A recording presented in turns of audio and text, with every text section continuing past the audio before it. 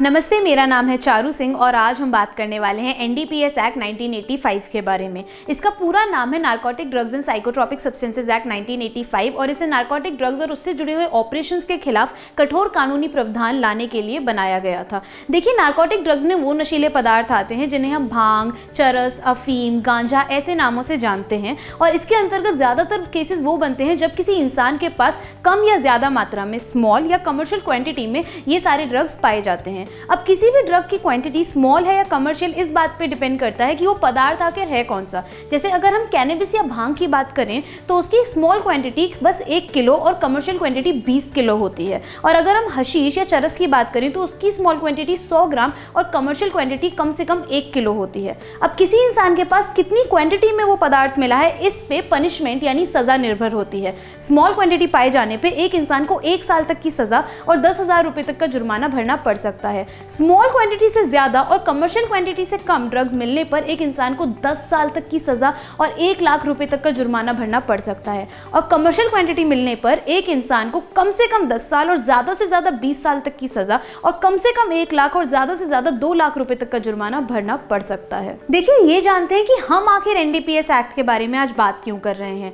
हाल ही में Calcutta high court ने एक बहुत ही महत्वपूर्ण निर्देश दिया है। उन्होंने कहा है कि जब भी किसी तरह के नारकोटिक ड्रग्स या नशीले पदार्थों की रिकवरी होगी या कोई इन्वेस्टिगेशन होगी या उन्हें जब्त किया जाएगा तो उस पूरी प्रक्रिया की एक वीडियोग्राफी करी जाएगी, उसकी वीडियो बनाई जाएगी। और अगर इन्वेस्टिगेशन करने वाला ऑफिसर वो वीडियो नहीं बनाता है तो उसे अपनी इन्वेस्टिगेशन रिपोर्ट में कारण दे के ये बताना पड़ेगा कि वो वीडियो क्यों नहीं बनाई गई।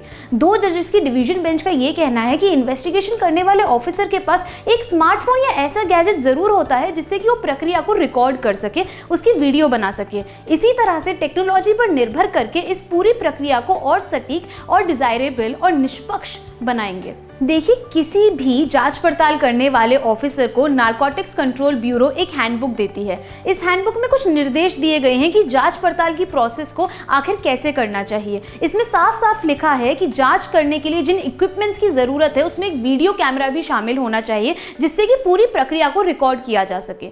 2017 में मिनिस्ट्री ऑफ होम अफेयर्स ने एक कमेटी बनाई थी। उस कमेटी का भी ये कहना था कि इन्वेस्टिगेशन की प्रोसेस में वीडियोग्राफी को इंट्रोड्यूस करना सबसे ज्यादा सही और डिजायरेबल प्रोसेस होगी जिसमें पूरी की पूरी प्रक्रिया में निष्पक्षता को कायम किया जा सकता है।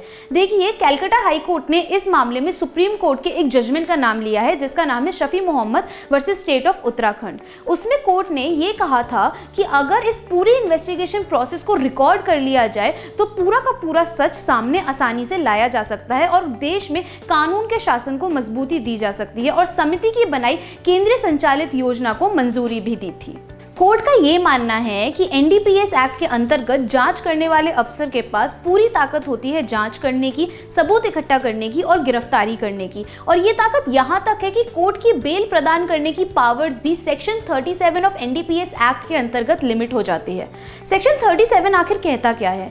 देखिए, ये बताता है कि एनडीपीएस एक्ट के अंतर्गत होने वाले अपराध नॉन बेलेबल और संज्ञेय होते हैं। यानी जब भी कोई अपराध एक से ज्यादा बार सेक्शन 19, 24 या 27A के अंतर्गत होता है तो उसमें बेल प्रदान नहीं करी जा सकती जब तक कि उसकी रिहाई की एप्लीकेशन को एक पब्लिक प्रोसिक्यूटर अपोज ना कर दे और अपोज करने के बाद कोर्ट को ये ना लगे कि या तो उस इंसान ने वो अपराध किया नहीं है या फिर बेल पे छूटने के बाद वो ऐसा कोई अपराध नहीं दोहराएगा।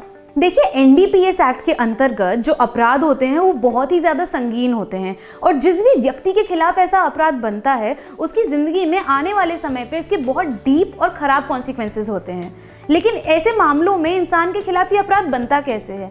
देखिए, पूरा कॉन्सेप्ट सर्च एंड सीजर का है। यानी कोई भी ऑफिसर आपके पास आके ये कह सकता है कि उसे आप पर शक है और उसके बाद अगर वो ऑफिसर खुद या कोई और इंसान आपकी जेब में ऐसा कोई पदार्थ प्लांट कर दे या आपके आसपास ऐसी किसी चीज़ को रख दे और बाद में वो चीज़ आपके पास से सीज हो, आपके पास मिले, आपके पास से जब्त हो तो आपके खिलाफ ये अपराध बन सकता है और इसके बाद बहुत लंबे समय तक आपको इसके कॉन्सिक्वेंसेस को फेस करना होगा। एक सख्त कानून की जरूरत तो है ड्रग्स की तस्करी जैसी चीजों को और नौजवानों को ड्रग अब्यूज से बचाने के लिए, लेकिन इन कठोर प्रावधानों का गलत इस्तेमाल किया जा रहा है। वो कैसे? देखिए, जब भी इन्वेस्टिगेशन की प्रोसेस गलत होगी तो किसी भी बेगुनाह को फंसाया जा सकता है, और अगर एक इंसान की एनडीपीएस एक्ट के अंतर्गत गिरफ्तारी हो गई तो वो बहुत लंबे समय तक बिना रिहाई के कस्टडी में रहेगा, जेल में रहेगा। ऐसे में बहुत ज़रूरी है कि इन्वेस्टिगेशन की प्रोसेस एकदम सटीक हो ताकि किसी बेगुनाह को सज़ा ना मिले।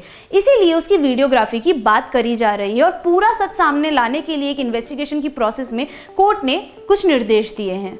जब भी ये जांच पड़ताल का काम किया जाएगा तो उसकी एक वीडियो बनाई जाएगी, और अगर वो वीडियो इन्वेस्टिगेशन करने वाला ऑफिसर नहीं बनाता तो उसको अपनी इन्वेस्टिगेशन रिपोर्ट में लिखना होगा कि वो वीडियो क्यों नहीं बनाई गई। साथ ही इस पूरी प्रक्रिया की निगरानी एक सुपीरियर पुलिस ऑफिसर करेगा, जिसकी rank additional superintendent of police से नीचे नहीं होनी चाहिए, और वो देखेगा कि ये सारे निर्देशों का पालन किया जाए। साथ ही अगर कोई ऑफिसर इन निर्देशों का पालन नहीं करता तो उसके डिपार्टमेंट में उसके खिलाफ एक इंक्वायरी बिठाई जा सकती है। इसके बाद डायरेक्टर जनरल ऑफ पुलिस का यह कर्तव्य है कि वो कुछ निर्देश, कुछ डायरेक्शंस दे, इन सारे के सारे रूल्स को मद्देनजर रखते हुए। इसके बाद हर डिस्ट्रिक्ट के सुपरिटेंडेंट ऑफ पुलिस या कमिश्नर ऑफ पुलिस को एक ट्रेनिंग प्रोग्राम लेना पड़ेगा, जिसके बाद वो इन सारी चीज़ों के बारे में अपने ऑफिसर्स के बीच में इंफॉर्मेशन को स्प्रेड करेंगे और उन्हें बताएंगे कि प्रक्रिया को रिकॉर्ड कैसे करना है, एविडेंस को प्रिजर्व कैसे करना है और अदालत में ई एविडेंस को पेश कैसे करना है। इसके बाद आगे की जानकारी के लिए बने रहिए हमारे साथ सिर्फ और सिर्फ लाइव लॉ पे। एंड अगर आपको हमारा वीडियो कंटेंट पसंद आता है तो सब्सक्राइब करें और सपोर्ट करते रहें।